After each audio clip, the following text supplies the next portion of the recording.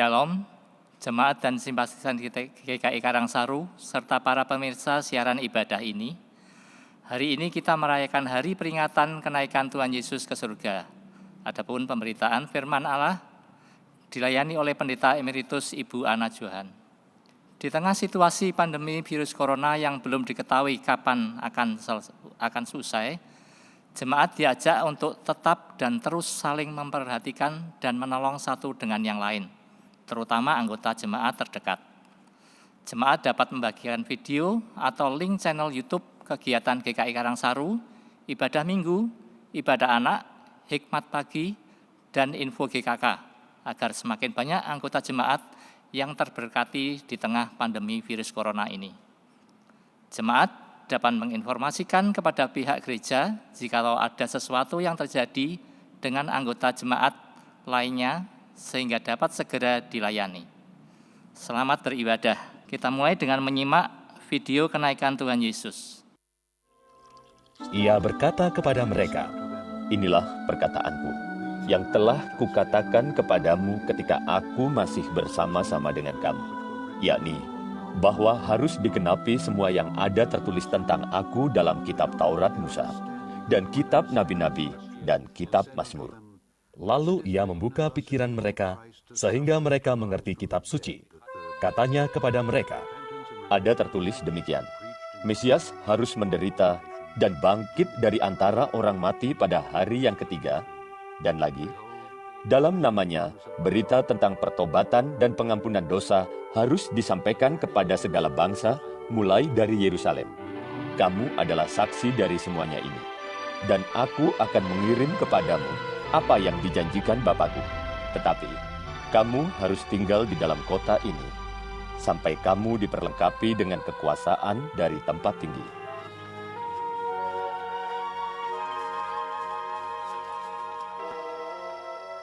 Lalu Yesus membawa mereka keluar kota sampai dekat Betania. Di situ ia mengangkat tangannya dan memberkati mereka.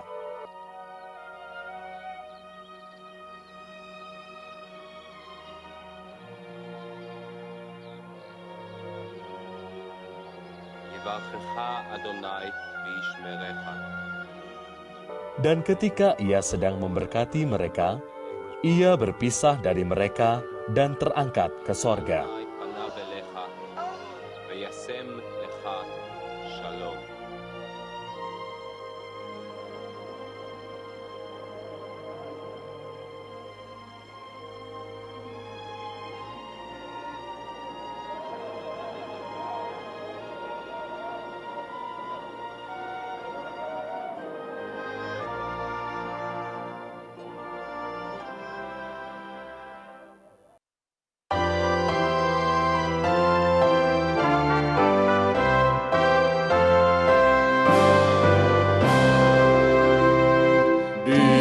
Nobatkanlah Sang Raja penebus, wahana surga bergema memuji Dia terus. Hai bangun jiwaku, bernyanyilah serta memuji Juru Selamatmu.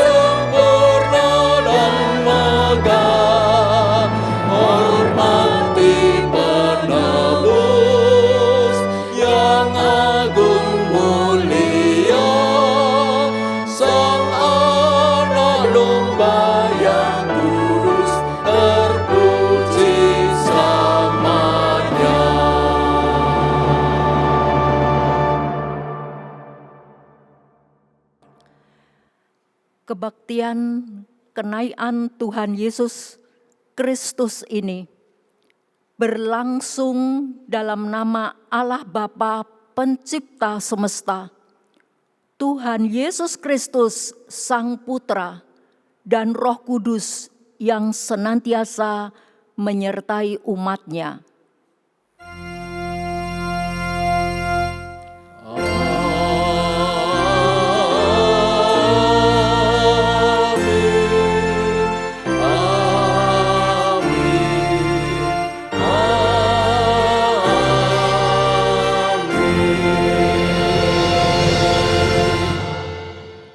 Kasih karunia dan damai sejahtera dari Allah Bapa kita dan dari Tuhan Yesus Kristus menyertai saudara sekalian.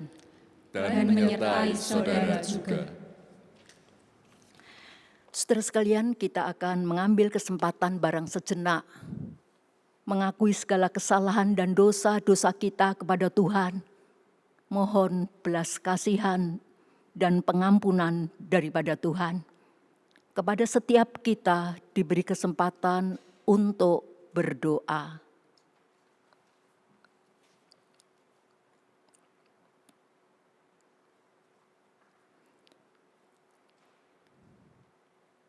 Berdasarkan anugerah dan kemurahan Tuhan, kami datang kepadamu mohon pengampunan atas setiap kesalahan yang sudah kami perbuat.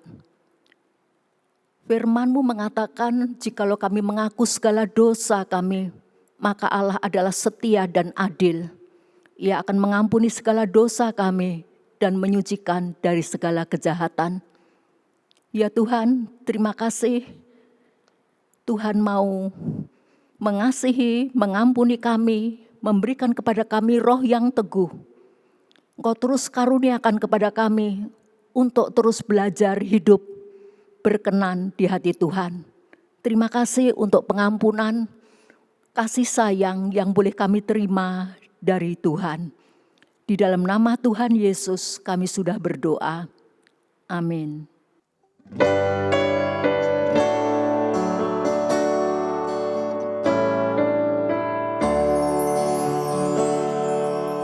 Jadilah Tuhan kehendak-Mu, Kaulah penjunan-Ku tanahnya. Bentuklah aku sesuka-Mu, dan ku nantikan dan berserah. Jadilah Tuhan kehendak-Mu, pilihlah aku dan ujilah, sucikan hati pikiranku, dan di depan-Mu ku menyembah.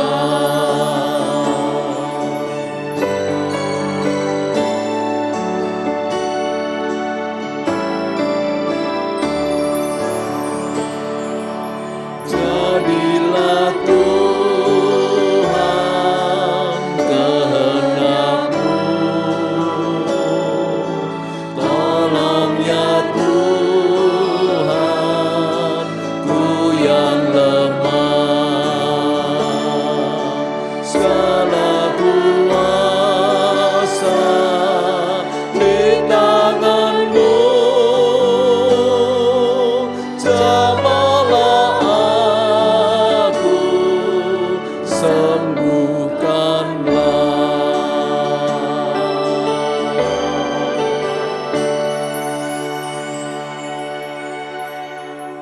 Bapak, Ibu, saudara sekalian yang dikasihi oleh Tuhan, setiap orang yang telah mengaku dosanya dengan jujur dan tulus hati di hadapan Tuhan, dengarkanlah sabdanya. Tetapi kamulah bangsa yang terpilih, imamat yang rajani, bangsa yang kudus, umat kepunyaan Allah sendiri, supaya kamu memberitakan perbuatan-perbuatan yang besar dari Dia, yang telah memanggil kamu keluar dari kegelapan kepada terangnya yang ajaib. Surat 1 Petrus 2 ayat ke-9. Demikianlah berita anugerah dari Tuhan. Syukur kepada Allah. Dalam Kristus engkau telah diampuni. Dalam Kristus engkau pun telah diampuni. Saudara sekalian, kayu salib menjadi simbol akan iman percaya kita kepada Tuhan Yesus Kristus yang tak tergoyahkan oleh apapun juga. Di dalam surat Roma pasal pertama ayat ke-17 mengatakan, sebab di dalamnya nyata kebenaran Allah yang bertolak dari iman dan memimpin kepada iman. Seperti ada tertulis, orang benar akan hidup oleh iman. Jangkar ini menjadi simbol akan pengharapan di dalam Tuhan Yesus Kristus yang tak akan luntur dan tak lekang oleh waktu. Pengharapan itu adalah sauh yang kuat dan aman bagi jiwa kita yang telah dilabuhkan sampai ke belakang tabir, di mana Yesus telah masuk sebagai perintis bagi kita ketika Ia menurut peraturan Melkisedek menjadi imam besar sampai selama-lamanya. Ibrani pasal ke-6 ayat 19 sampai dengan ke-20. Hati ini menjadi simbol akan kasih murni dan tulus dalam Tuhan Yesus Kristus yang mendasari setiap keputusan serta tindakan kita sebagai murid-murid Kristus. Hukum yang terutama ialah, dengarlah hai orang Israel, Tuhan Allah kita, Tuhan itu esa. Kasihilah Tuhan Allahmu dengan segenap hatimu, dan dengan segenap jiwamu, dan dengan segenap akal budimu, dan dengan segenap kekuatanmu. Dan hukum yang kedua ialah kasihilah sesamamu manusia seperti dirimu sendiri. Tidak ada hukum lain yang lebih utama daripada kedua hukum ini. Injil Markus 12 ayat 29 sampai dengan ke-31.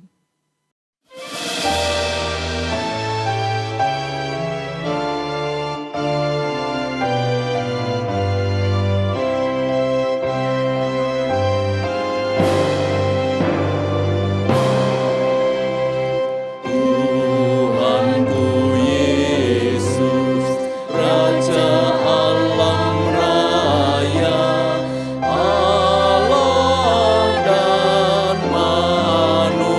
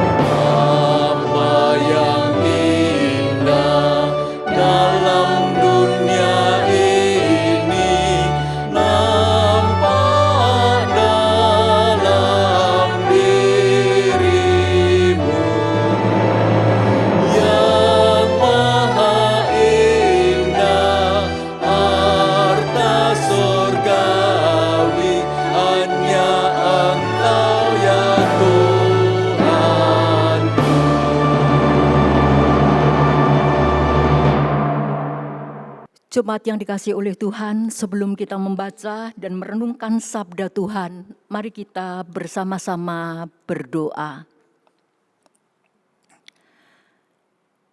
Bapa kami yang ada di dalam kerajaan surga, kami mengucap syukur dan berterima kasih karena Tuhan mengasihi kami, memberi kepada kami kesempatan untuk membaca dan merenungkan sabda Tuhan. Terangilah pikiran kami, akal kami, hati kami, supaya kami dapat mengerti firman Tuhan. Karuniakanlah kepada kami pikiran dan hati yang terbuka untuk Tuhan. Urapi kami semua dengan Roh-Mu yang kudus. Tuhan, Kau ada di sini, berkenan memberkati kami dengan sabda Tuhan. Terima kasih Tuhan. Kami berdoa di dalam nama Tuhan Yesus, Juru Selamat kami yang hidup. Amin. Pembacaan firman Tuhan dari kitab Injil Lukas pasal ke-24. Ayat ke-44 sampai dengan 53. Injil Lukas pasal ke-24 ayat 44 sampai dengan 53. Ia berkata kepada mereka, inilah perkataanku yang telah kukatakan kepadamu ketika aku masih bersama-sama dengan kamu, yakni bahwa harus digenapi semua yang ada tertulis tentang aku dalam kitab Taurat Musa dan kitab Nabi-Nabi dan kitab Mazmur. Lalu ia membuka pikiran mereka sehingga mereka mengerti kitab suci. Katanya kepada mereka, ada tertulis demikian, Mesias harus menderita dan bangkit dari antara orang mati pada hari yang ketiga. Dan lagi dalam namanya, berita tentang pertobatan dan pengampunan dosa harus disampaikan kepada segala bangsa mulai dari Yerusalem. Kamu adalah saksi dari semuanya ini, dan aku akan mengirim kepadamu apa yang dijanjikan Bapa-Ku. Tetapi kamu harus tinggal di dalam kota ini sampai kamu diperlengkapi dengan kekuasaan dari tempat tinggi. Lalu Yesus membawa mereka keluar kota sampai dekat Betania. Di situ ia mengangkat tangannya dan memberkati mereka. Dan ketika ia sedang memberkati mereka, ia berpisah dari mereka dan terangkat ke surga. Mereka sujud menyembah kepadanya. Lalu mereka pulang ke Yerusalem dengan sangat bersukacita. Mereka senantiasa berada di dalam bait Allah dan memuliakan Allah. Demikianlah firman Tuhan. Berbahagialah setiap kita yang mendengar, memelihara dan melakukan firman itu dalam kehidupan setiap hari. Haleluya. Haleluya, haleluya, haleluya.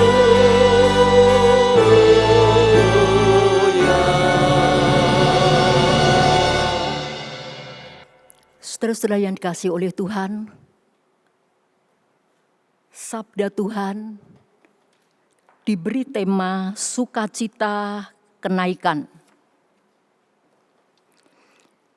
Gereja-gereja Protestan biasanya merayakan Natal, Jumat Agung, Paskah, Pentakosta. Dan hari ini kita merayakan kenaikan Tuhan Yesus ke surga. Saudara sekalian, siapakah Tuhan Yesus yang naik ke surga itu? Yang pertama, Dia adalah Raja pemenang yang berkuasa di surga, di bumi, dan di bawah bumi. Dia telah mengalahkan setan, dosa, dan kematian. Dan Dia telah memanggil kita untuk hidup dalam pengharapan yang hidup. Atau pengharapan yang tidak bisa mati. Itulah yang ditulis di dalam surat 1 Petrus pasal yang pertama ayat yang ketiga. Siapakah Tuhan Yesus yang naik ke surga itu? Yang kedua, Dia adalah Imam Besar Agung yang telah melintasi semua langit. Saudara sekalian, apa artinya melintasi semua langit? Saudara, di dalam Injil Yohanes pasal ke-8 ayat 23, Tuhan Yesus berkata kepada orang banyak, "Kamu berasal dari bawah, aku dari atas. Kamu dari dunia ini, aku bukan dari dunia ini." Yesus Kristus dari surga datang ke dunia ini setelah menyelesaikan tugas utamanya, yaitu menyelamatkan umat manusia. Dia naik ke surga. Dia dari surga turun ke dalam dunia ini. Dan setelah tugas utamanya selesai, beliau kembali ke surga. Itu artinya melintasi semua langit. Saudara sekalian, banyak tokoh-tokoh dunia di bumi ini tidak seperti Yesus Kristus yang melintasi semua langit. Yang ketiga, siapakah Yesus Kristus yang naik ke surga itu? Dia adalah Kristus yang diurapi, yang bersama dengan Bapa mengutus Roh Kudus menjadi pendamping bagi gereja. Di dalam Injil Lukas pasal ke-24 ayat 49, Tuhan Yesus berkata, "Aku akan mengirim kepadamu apa yang dijanjikan Bapa-Ku." Saudara sekalian, siapakah yang naik ke surga itu? Keempat, Dia yang mengutus kita untuk mengabarkan Injil. Di dalam Injil Lukas pasal ke-24 ayat 43 dikatakan, dalam namanya berita tentang pertobatan dan pengampunan dosa harus disampaikan kepada segala bangsa. Dan Tuhan Yesus juga pernah berkata, saudara sekalian, "Aku mengutus engkau seperti domba di tengah-tengah serigala." Ini adalah pengutusan yang kejam. Saudara sekalian, hari ini kita merayakan kenaikan Tuhan Yesus ke surga. Dia pergi ke surga untuk menyediakan tempat bagi kita. Selanjutnya, Dia pergi ke surga untuk berdoa syafaat bagi setiap orang yang percaya kepadanya. Saudara yang dikasihi oleh Tuhan, kalau kita tahu dan percaya siapa Dia yang naik ke surga itu dan apa yang sudah dan sedang dikerjakannya bagi kita, kita pasti bersukacita dan berbahagia. Saudara, Tuhan Yesus sangat-sangat mengasihi kita.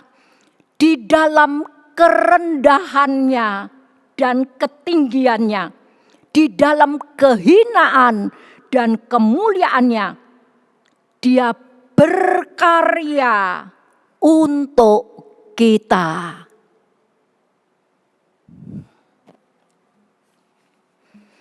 Di dalam perikop kita dikisahkan, saudara sekalian, Yesus berpisah dari para murid dan terangkat ke surga. Ditinggalkan orang yang dikasihi dan mengasihi kita, itu menyedihkan. Tetapi di dalam kisah kenaikan Tuhan Yesus ke surga, murid-murid itu berpisah dari gurunya. Tetapi dikatakan murid-murid itu pulang ke Yerusalem dengan sangat bersukacita. Perpisahan itu telah membawa sukacita. Yang jadi pertanyaan Bapak dan Ibu, Saudara, murid-murid itu orang yang lemah, tidak berdaya, keberadaannya kurang diperhitungkan, kurang diperhatikan. Mereka ditinggal oleh gurunya, namun bersukacita. Mengapa? Mengapa, saudara sekalian?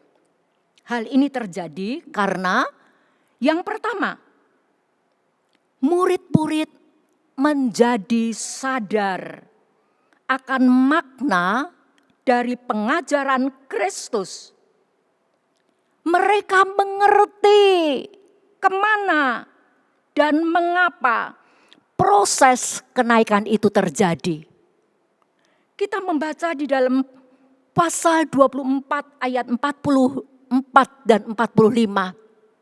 Ketika Yesus berkata kepada mereka, Tuhan menerangi pikiran dan hati mereka, dan mereka mengerti isi kitab suci. Inilah yang diperlukan bagi kita Bapak Ibu di zaman sekarang ini. Ketika kita membaca dan merenungkan sabda Tuhan, baik di rumah maupun di gereja Tuhan, kita boleh mohon supaya Roh Kudus menerangi pikiran kita, hati kita, dan kita mengerti kitab suci. Gereja yang kaya bukan gereja yang banyak anggotanya. Gereja yang kaya bukan gereja yang banyak uangnya. Tetapi gereja yang kaya adalah gereja di mana jemaatnya mendengarkan firman Tuhan, mengerti firman Tuhan, dan melakukannya di dalam hidup setiap hari. Dan orang yang demikian akan bersukacita. Murid-murid ini percaya akan pengajaran Yesus mengenai kepergiannya. Yang kedua, mereka ditinggal oleh Yesus Kristus. Tetapi mengapa mereka bersukacita? Yang kedua, karena mereka dikasihi dengan amat sangat oleh Tuhan Yesus. Dan sebaliknya, murid-murid juga mengasihi gurunya yang pergi meninggalkannya, tetapi yang telah mengutus Roh Kudus untuk mereka. Yang ketiga, mengapa mereka bersukacita? Murid-murid itu bersukacita karena Tuhan dan berkat-Nya. Di dalam ayat ke-50 mengatakan, Tuhan mengangkat tangannya dan memberkati mereka. Saudara menyaksikan video film tadi, ketika Tuhan mengangkat tangannya, wajah Tuhan menghadap kemana? Kepada siapa? Mungkin saudara berkata, saya tidak memperhatikan dengan baik. Tapi saudara sekalian, ada film yang ketika Tuhan itu naik ke surga, memberkati para murid. Saudara sekalian, wajah Tuhan itu tidak menengok ke kanan atau ke kiri. Wajah itu tidak menengadah ke atas.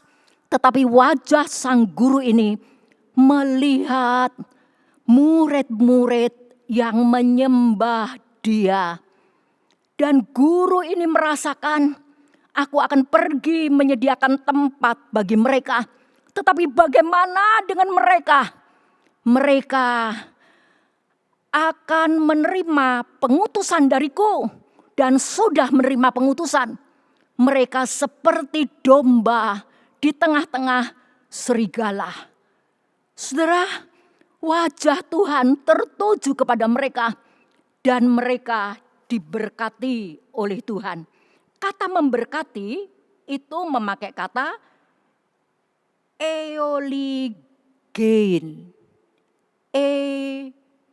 Eoligein.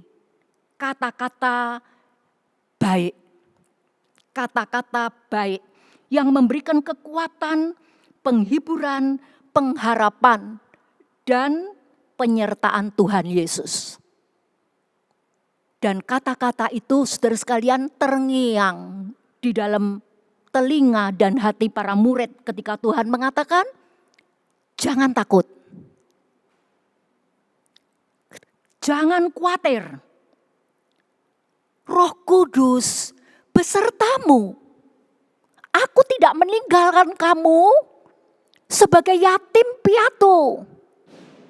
Aku tidak akan meninggalkan kamu tanpa ayah dan tanpa guru. Dan fungsi ayah melindungi anak-anaknya. Fungsi guru memberikan bimbingan. Jangan takut, jangan khawatir. Aku menyertai kamu. Itulah yang disebut kata-kata baik. Memberkati. Saudara sekalian yang dikasihi oleh Tuhan, orang tua pun bisa berkata-kata baik kepada anak-anaknya. Kata-kata berkat. Engkau bisa mengerjakan pekerjaan ini. Engkau mampu bersandar kepada Tuhan. Ikut sertakan Tuhan. Berjalanlah bersama dengan Tuhan. Orang tua bisa meninggalkan kamu, tapi Tuhan tidak akan meninggalkan kamu. Saudara sekalian, ketika anak-anak itu mengalami kesulitan, terlebih pada masa COVID-19 ini. Terus terang, banyak orang yang mengalami kesulitan, baik di dalam bisnis, di dalam studi, di dalam pekerjaan. Ada banyak orang yang di PHK. Saudara sekalian, Tuhan memberkati kita. Ingatlah kata-kata baik yang Tuhan ucapkan untuk kita lewat firman yang kita baca dan dengar bersama. Jemaat yang dikasihi oleh Tuhan, apa pesan Tuhan untuk kita? Secara khusus pada zaman ini, ketika kita merayakan kenaikan Tuhan Yesus ke surga, pesan Tuhan untuk kita, muliakanlah Dia. Muliakanlah Dia karena Dia sanggup. Dia harus dimuliakan lewat hidup kita. Dimuliakan dengan cara bagaimana, saudara sekalian? Apa yang menjadi tanggung jawab kita harus kita kerjakan. Yang pertama, kita harus bersaksi. Kisah para Rasul pasal pertama ayat ke-8 mengatakan, kamu akan menjadi saksiku, baik di Yerusalem, Yudea, Samaria, dan sampai ke ujung bumi. Saudara sekalian, kita diangkat menjadi saksi atas hidup dan karya Kristus. Bersaksi tidak sama dengan berbicara atau bercerita. Bersaksi itu berarti memperlihatkan sebuah gaya hidup. Gaya hidup siapa? Gaya hidup Kristus. Apa gaya hidup Kristus?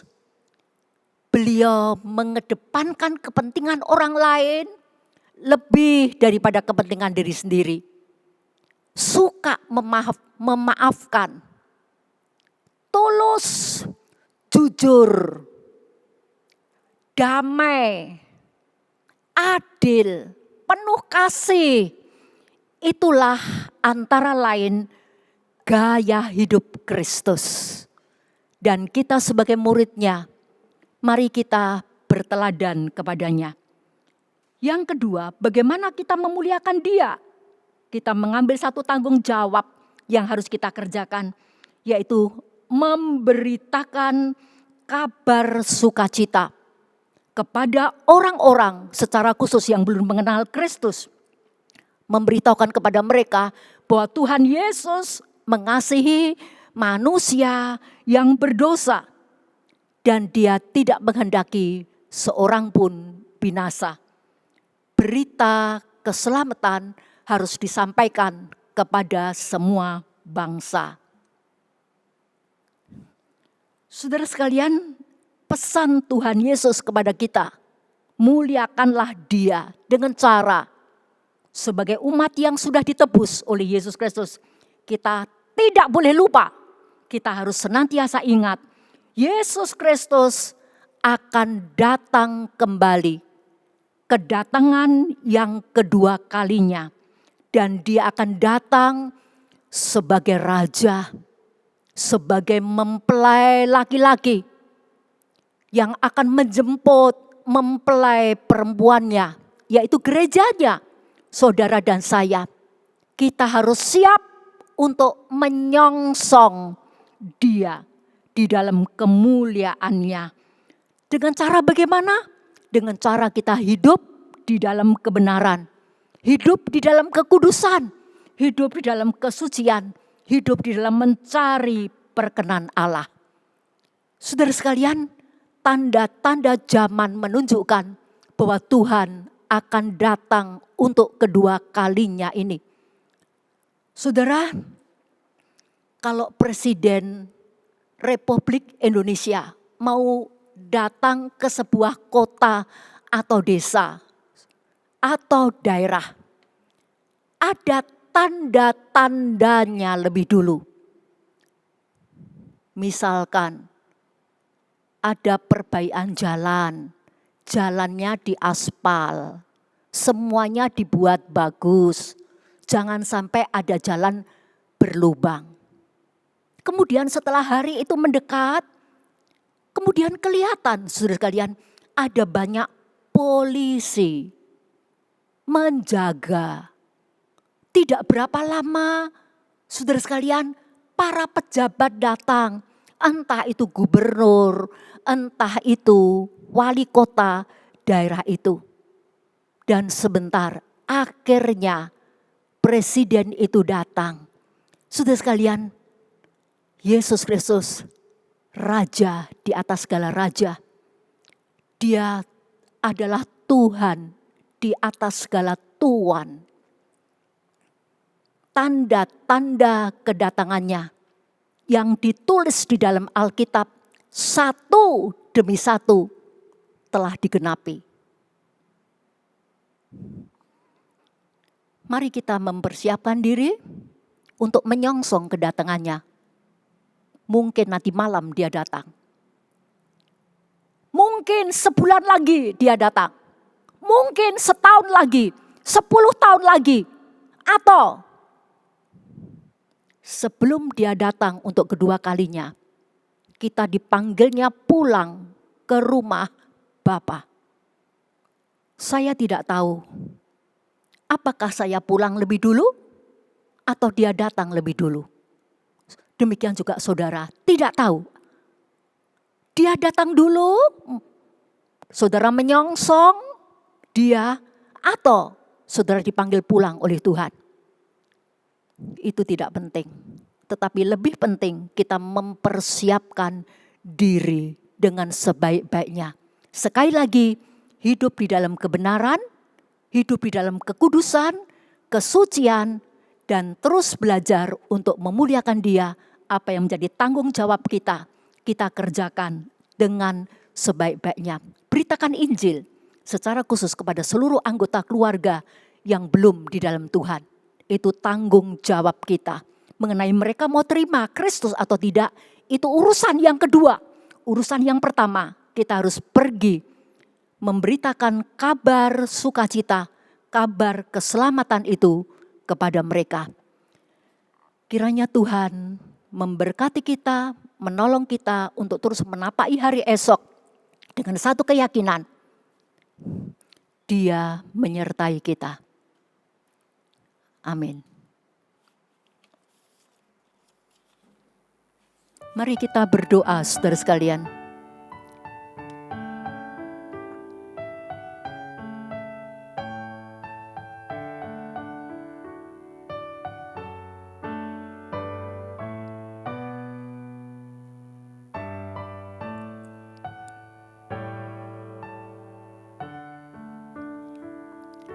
Terima kasih Tuhan, kami boleh menjadi milik Tuhan dan Tuhan menjadi milik kami. Biarlah kami benar terus hidup di dalam pengharapan. Pengharapan yang tidak bisa mati, pengharapan yang hidup. Tolong kepada kami untuk kami terus ya Tuhan, memandang Tuhan. Hidup bersandar dan mengandalkan Tuhan. Dengarkanlah doa kami dalam nama Tuhan Yesus. Amin. Marilah kita ikrarkan pengakuan iman kita melalui pujian Kidung Jemaat 280, Aku Percaya.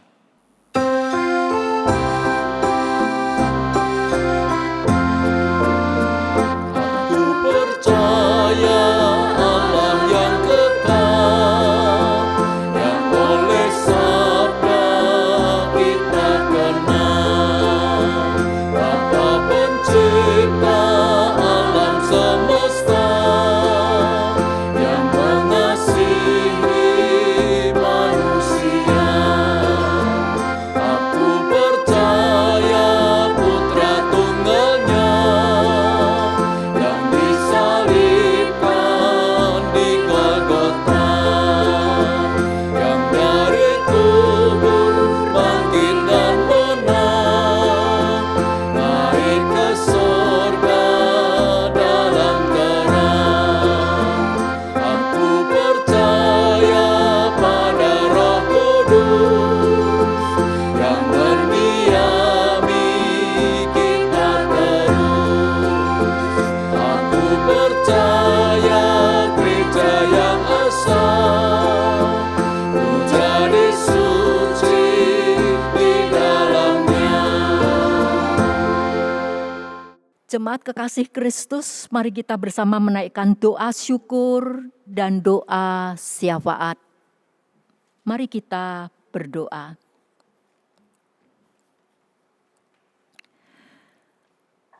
Bapa yang ada di dalam kerajaan surga, terima kasih Tuhan. Tuhan sudah mengutus Roh Kudus untuk menuntun, memimpin, mengajar kami tentang kebenaran. Biar kami hidup di dalam ketaatan. Taat karena kami mengasihi Tuhan. Kami berdoa pada saat ini Tuhan, untuk orang-orang atau saudara-saudara yang ada di dalam Lembaga Alkitab Indonesia, yang khusus menerjemahkan Alkitab ke dalam bahasa-bahasa yang terpencil di daerah-daerah yang dilupakan oleh manusia. Biar apa yang mereka kerjakan sungguh menjadi berkat bagi orang-orang yang ada di daerah itu. Mereka boleh membaca firman dan Tuhan mengaruniakan iman kepada para pembacanya, iman kepada Kristus. Kami berdoa untuk saudara-saudara yang pergi ke tempat yang begitu terpelosok, ke pedesaan, ke daerah-daerah pegunungan, ke daerah-daerah yang sulit dijangkau oleh kendaraan. Tuhan, tolonglah saudara-saudara kami ini, karuniakanlah hikmat, marifat, kekuatan, sukacita, dan mereka boleh setia untuk tugas yang dipercayakan kepada mereka. Urapi mereka dan pelayanan mereka. Kami berdoa untuk hamba-hambamu yang karena Injil harus berada di balik terali besi. Tuhan, tolong mereka, hiburkan mereka, karena kebijakan politik, karena tokoh-tokoh agama, mereka harus menderita.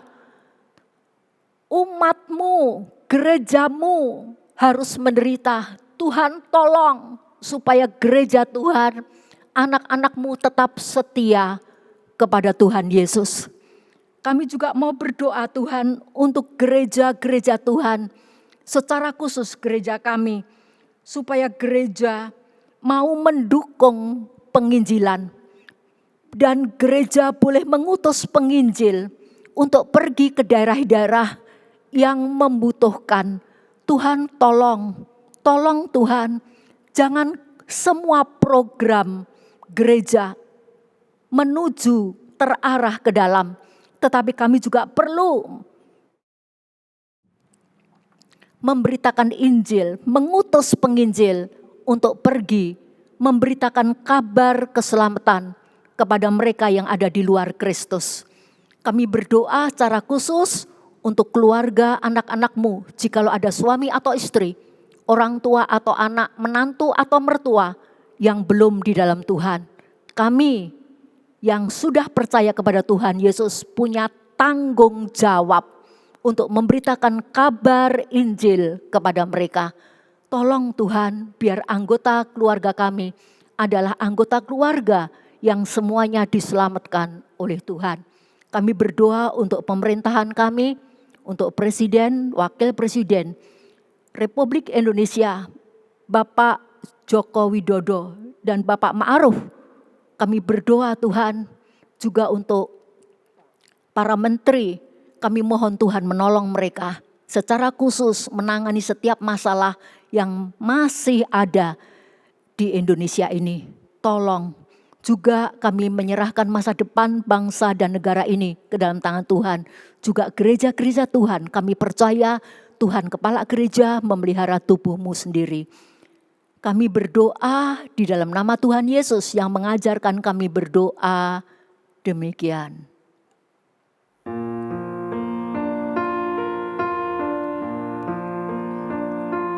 Bapa kami yang ada di surga, dikuduskanlah namamu,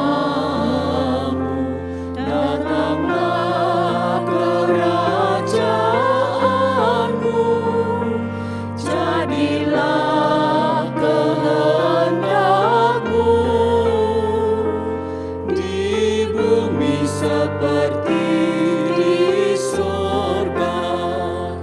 Berilah kami pada hari ini makanan kami yang secukupnya, dan ampuni kesalahan kami seperti kami ampuni yang lain, dan jauhkan kami dari pencobaan, lepaskanlah kami dari yang jahat, sebab Engkau yang punya kerajaan serta kuasa dan kemuliaan sampai selama-lamanya.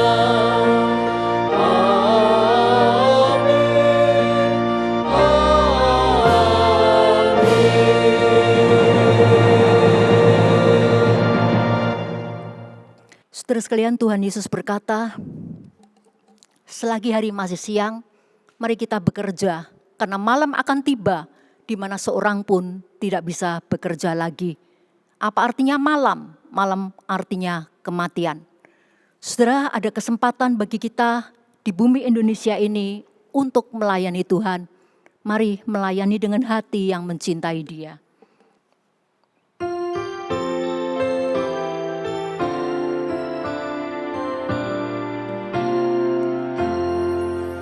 Datanglah Engkau saat namamu kusebut. Maukah kau pergi ke tempat yang tak kau tahu? Maukah kau memberitakan namaku dan kasihku? Akankah hidupmu dalam kuku dalammu? Menghindarkah kau saat namamu kusebut? Pedulikah kau akan ketidakadilan? Apakah engkau takut? Apakah engkau gentar? Maukah engkau mendengarkan suaraku? Sembunyilah kau saat namamu kusebut? Pedulikah kau akan dunia sekitarmu? Apakah engkau mau mewujudkan imanmu? Nyatakanlah kasihku dalam perbuatanmu.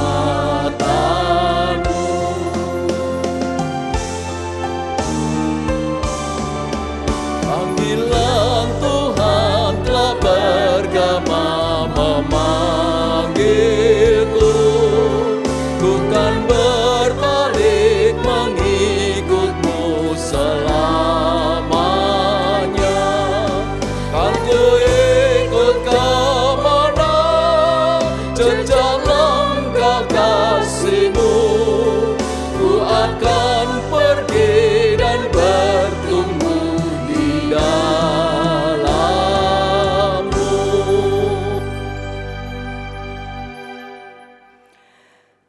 Jemaat kekasih Kristus, arahkanlah hatimu kepada Tuhan.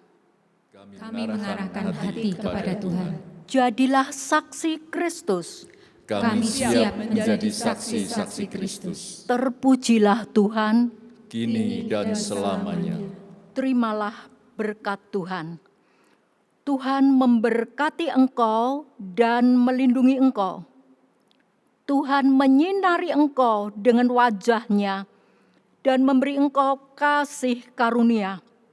Tuhan menghadapkan wajah-Nya kepadamu dan memberi engkau damai sejahtera dari sekarang sampai selama-lamanya. Amin.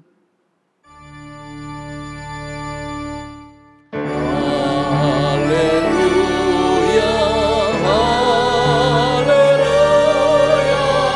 haleluya, haleluya,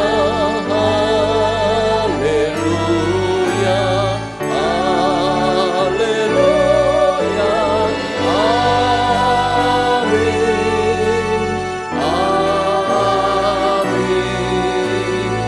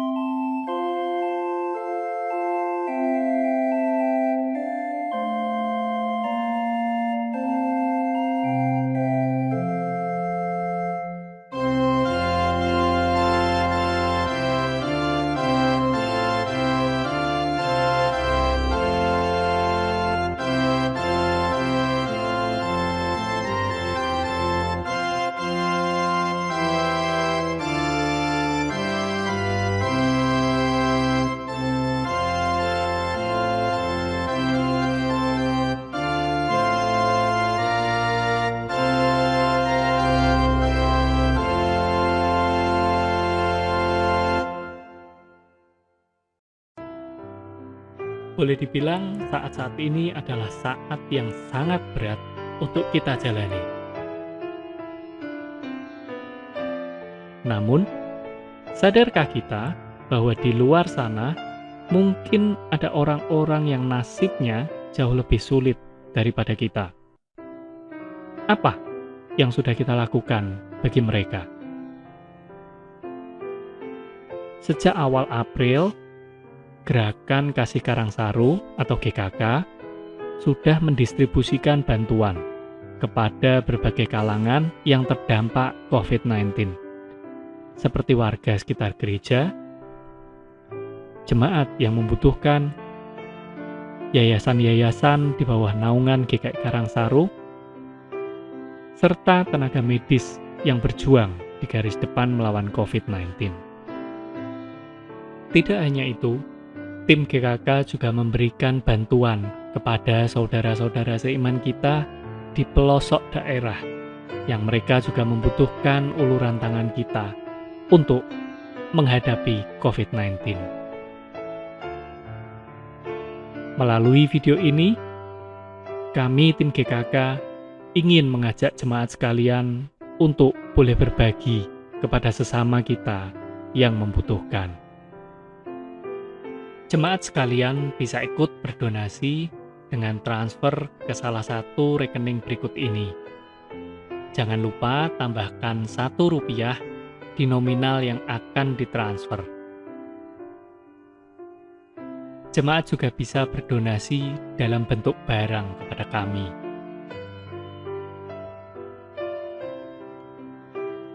Kami yakin Kristus akan terus memampukan kita untuk berjalan melewati tahun yang berat ini jika kita senantiasa bertekun dalam iman dan pengharapan kepadanya.